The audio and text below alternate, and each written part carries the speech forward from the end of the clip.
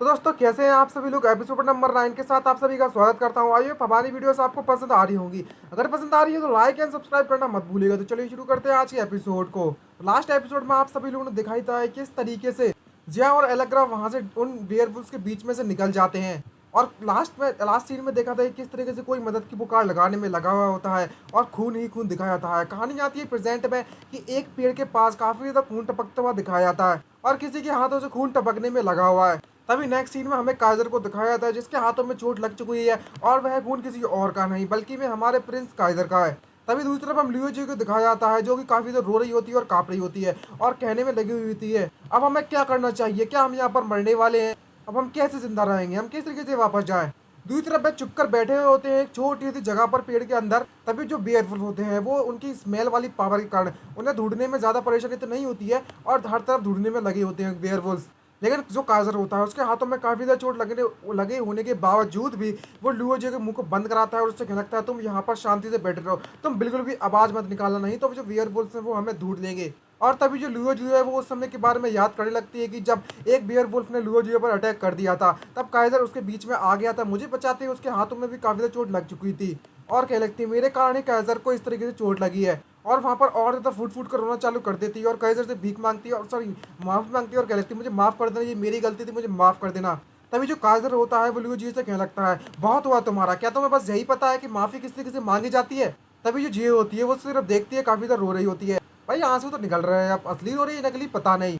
तभी वह लोग उससे रोकने की कोशिश करता है कि ज्यादा आवाज मत निकालो, लेकिन जो लड़की भाई साहब हद होती है। मतलब वो कह रहा है कि सामने मॉन्स्टर है, आवाज कम करो, लेकिन इसकी पता नहीं क्या जलन मचने में लगी हुई है, आवाज निकाली जा रही निकाली जा रही, शांत बैठा नहीं जाता, स्पीकर लगे हुए मुंह में। और इस तरीके से इतने भी मॉन्स्टर इसकी आवाज सुन लेते हैं और काइजर कहने लगता है कि वह मॉन्स्टर हमारी तरफ बढ़ने में लगे हुए हैं और जो तुम्हारी माफी है ना वो बाद के लिए बचा कर रखो जब हम बेस कैंप में वापस पहुंच जाएंगे। और काइजर वहां से खड़ा होता है अपनी स्वॉर्ड लेकर, लेकिन जो जियो होती है वहां पर रोना चालू कर देती है और कपकपाते उससे कह लगती है हम यहाँ से बचकर इस तरीके से भाग नहीं सकते। तभी काइजर अपनी चोट पर पट्टी बांधता है और कह लगता है हम यहाँ पर गिव अप करना कुछ ज्यादा जल्दी नहीं हो जाएगा और अगर हम उन मॉन्स्टर पर चार्ज कर दें तो हमारे पास थोड़ी सी चांसेस है कि हम यहाँ से बचकर निकल जाएं। और अगर हम यहाँ पर मर जाते हैं तो इसका मतलब यही हुआ कि हम यहाँ पर इतने तो स्ट्रांग नहीं है कि हम यहाँ से जिंदा निकल सकें। लेकिन अगर फिर भी मैं जिंदा रह गया तो मैं एक वॉरियर नहीं एक हीरो बनना चाहता हूँ, तो चाहे कुछ भी हो जाए मैं यहाँ पर नहीं मर सकता। और अपनी स्वॉर्ड लेकर खड़ा हो जाता है और वो मॉन्स्टर्स को एक एक करके काटना चालू कर देता है और मॉन्स्टर भी पीछे से अटैक करता है। और जो काइजर होता है उस वेयरवुल्फ के अटैक को इजीली डॉज तो कर देता है, लेकिन फिर भी उसको काफी ज्यादा चोट लगी हुई थी पहले से और काफी ज्यादा थक चुका है। तभी पीछे से एक वेयरवुल्फ आता है और काइजर को चोट पहुंचा देता है जिसके कारण उसके मुंह से खून निकलने लगता है। और ये सारी की सारी जो चीजें होती है वो लियो जो दिख रही होती है उसको देखती हुए कहने लगती है। तो इसका मतलब ये हुआ कि जो काइजर है वो भी बहुत ज्यादा डरा हुआ है इस समय पर, लेकिन फिर भी वो अपनी हिम्मत दिखाते हुए इस मॉन्स्टर से जाने की वेयरवुल्फ से फाइट करने में लगा हुआ है। एक तुम्हारी नल्ली है ये बैठी भई है, ठीक है। तभी काइजर वापस से खड़ा होता है और अपनी स्वॉर्ड में मैजिक डालना चालू कर देता है और इन सभी को देखते हुए जो लुओ जियो होती है वो कहने लगती है ये जो काइजर जब बात सच में जानता है कि वह इनके मुकाबले में जीत नहीं सकता, लेकिन वह अभी भी इन मॉन्स्टर का सामना करने में लगा हुआ है और मुझे देखो मैं तो कुछ भी नहीं कर पा रही हूँ। और वह खड़ी होना चालू कर देती है। भाई कुछ दिख रहा है ना, दिख रहा है ना, अगर दिख रहा है तो कमेंट करके जरूर बताना। और हमें काजल को दिखाया जाता है जिसको काफी देर चोट लगी हुई होती है और थक भी चुका होता है ज्यादा फाइट करने के कारण, और वो अपने घुटनों पर बैठ जाता है और पीछे से एक वेयरवुल्फ आता है और ये बात कायदर नोटिस नहीं कर पाता। तभी वहां पर एक बहुत बड़ा आग का गोला हमें दिखाया जाता है और सीधे जाकर उस वेयरवुल्फ को बुरी तरीके से उस आग के गोले ने जला दिया। तभी लियो जो है वहां पर आ जाती है और हमें पता चलता है कि ये भी अपने ठिकाने पर आ चुकी है, इसका दिमाग भी ठिकाने पर आ चुका है, घुटनों से वापस से ऊपर पहुंच चुका है, ऊपर के माले पर इसका दिमाग। और काइजर के पास आते हुए लियो जो कह लगती है तेरी हिम्मत कैसी हुई मेरे काइजर पर अटैक करने की, समझ लो गाइस क्या कह रही है मेरे काइजर पर।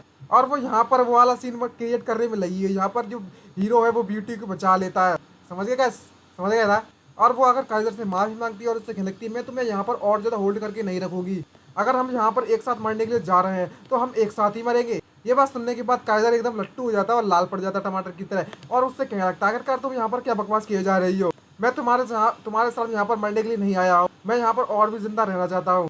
भाई साहब ये फिल्मी ड्रामा बंद करो और फाइट करो।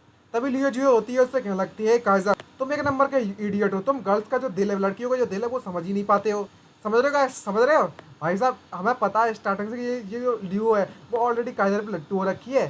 तभी काइजर उस लियो से कहने लगता है तुम मुझे कवर कर सकती हो और इन मॉन्स्टर के मूवमेंट्स को जितना हो सके उतना रोकने की कोशिश करो कुछ वीक मैजिक के साथ। लेकिन जो जू होती है वो उससे कहने लगती है नहीं, हम दोनों मिलकर फाइट करेंगे इन मॉन्स्टर से। दूसरा हमें दिखाया जाता है काफी ज्यादा रोशनी चमक रही होती है, जिसको देखते हुए जो कायदर होता है, क्या तुम्हें वह लाइट दिख रही है? ये हमारे बेस कैंप से आ रही होगी जरूर। जो सर वूसी है उनके द्वारा मैजिक शील्ड का मैजिक कास्ट किया गया है, तो इसका मतलब ये हुआ कि जो बेस कैंप है अब सुरक्षित है। तो जो टीचर है वो हमें बचाने के लिए यहाँ पर जरूर आएंगे।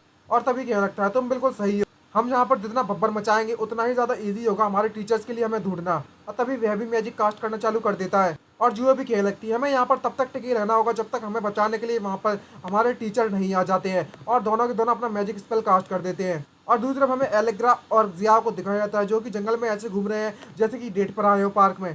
तभी जिया को कुछ सुनाई देता है और कहने लगता है आखिरकार ये आवाज कैसी आ रही है, और फॉरेस्ट में आग कहाँ से लग गई है? क्या ये फिर मीटियोर की आवाज आ रही है? क्या दुनिया तबाह करना चाहता है मीटियोर टपका कर? तभी एलेक्ट्रो से बताती है और क्या लिखते तुम बेवकूफ कहेंगे, यहाँ पर कुछ लोगों पर वेयरवुल्फ के द्वारा अटैक किया जा रहा है। क्या तुमने देखा नहीं था कि जो वेयरवुल्फ है वो इस डायरेक्शन में भाग रहे थे कुछ समय पहले?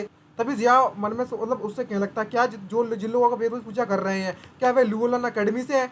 तभी एलेक्सा उसे बताते कि 2 टायर 3 मैजिशियन है और ये तो कुछ ज्यादा ही वीक लोग हैं। और ये बात सुनने के बाद जो जिया होता है वो वापस से मीर का हाथ पकड़ता है और घसीटने चालू कर देता है और कहने लगता है कि हमें जाकर उनकी मदद करनी होगी। अलग उससे कहने लगती है अरे फिर से नहीं, मुझे कठिन इसने फिर से चालू कर दिया, तीसरी टाइम हो रहा है एक ही दिन के अंदर अंदर।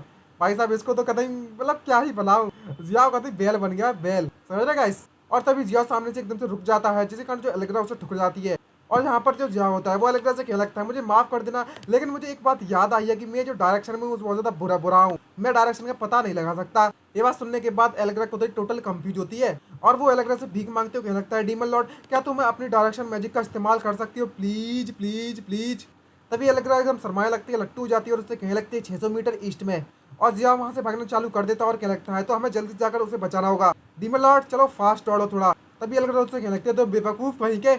और तभी हमें सेम टाइम पर दूसरी तरफ दिखाया जाता है जो डुओ जी और जो कायदर है वो उन डीमन से आई मीन उन बेयरवुल्फ से फाइट करने में लगे हुए हैं और अपने आप को बचाने में लगे हुए हैं। तभी कायदर कहने लगता है अब हमें सिर्फ इन दोनों बेयरवुल्फ से निपटना है, फिर हमारे पास मौका मिल जाएगा यहाँ से भागने का। और लियो जी से कहने लगता है लियो जो मेरी मदद करो अपने आइस स्पेयर टेक्निक का इस्तेमाल कर। और दूसरी तरफ हमें दिखाया जाता है बेयरवुल्फ उस पर अटैक करने में लगा हुआ है और वो लियो जी से कहने लगता है अभी अटैक करो। लेकिन लियो जी उसकी बात नहीं सुन पा रही होती है। ये देखकर वो कंफ्यूज होता है और पीछे मुड़कर देखता है कि लियो जी वहाँ पर है ही नहीं। और वो बहुत सरप्राइज होता है, लेकिन जो वेयरवुल्फ होता है वो कहाँ रुकने वाला, वो डायरेक्टली काइजर पर अटैक करने लगता है और रुकता नहीं है। और जैसे ही वो काइजर पर अटैक करने वाला होता है एक आग का गोला आता है और सीधे जाकर उस वेयरवुल्फ की बैंड बजा देता है। तभी हमें दिखाया जाता है जियाओ की एंट्री होती है। वो क्या लगता है कि तुम ठीक हो काइजर, और काइजर उस समय पर बहुत ज्यादा थक चुका है और वहीं पर बैठ जाता है। और जो जिया होता है वो अपने मैजिक का इस्तेमाल करते हुए इन वेयरवुल्फ को काटना चालू कर देता है और वेयरवुल्फ एक अटैक करने वाला होता है, लेकिन जियाओ के सामने कहाँ टिकने वाला। और क्या लगता है अब सिर्फ एक ही वेयरवुल्फ बचा हुआ है और मन में सोचते दूसरी तरफ क्या लगता है मैं यहाँ पर अपनी ट्रू पावर को रिवील नहीं कर सकता इसके सामने। अगर मैं यहाँ पर कुछ वीक स्पेल का इस्तेमाल कर सकता हूँ इनसे निपटने के लिए तो बेटर रहेगा। और तभी वहाँ पर हमें दिखाया जाता है वेयरवुल्फ उस पर अटैक करने में लगे हुए हैं, लेकिन उसे पता नहीं रहता था कि यहाँ पर सोच रहा था कि सिर्फ एक ही वेयरवुल्फ बचा हुआ है। देखकर कहता है शिट यहाँ पर तो और भी बचे हुए हैं, और वो जिया पर अटैक करने लगे हुए हैं डंडे से। और जिया उस बात को झेल नहीं पाता और फायर मैजिक का इस्तेमाल करने लगता है और उन सभी के माथे पर एक छेद कर देता है और कहने लगता है ये वाकई बहुत ज्यादा लकी था मैं तो, और दोनों से एक साथ ही निपट लिया मैं तो। और क्या लगता है मन में सोचते हुए क्या मैंने यहाँ पर अपनी पावर को रिवील कर दिया क्या, उम्मीद करता हूँ किसी ने देखा नहीं होगा। और वो केजर के पास आकर पूछते तक लगता है क्या तुम ठीक हो केजर। तभी केजर रोना चालू कर देता है और जिया उसे क्या लगता है जो लुओ जी है वो यहाँ से चली गई है, वो मेरे बगल में ही थी अभी, हमें उसे बचाना होगा। ये सोचकर जो सुनने के बाद जिया को शौक होता है और इसी शौक की न्यूज के साथ हमारा एपिसोड खत्म होता है। नेक्स्ट एपिसोड में पता चलेगा आखिरकार लुओ जी के साथ हुआ क्या है, क्या उसके साथ कांड हो गया, मारी गई है या फिर कुछ हो गया है। तो मिलता है नेक्स्ट वीडियो में, आज के लिए इतना ही, बाय बाय, सी यू नारा, साइनिंग आउट।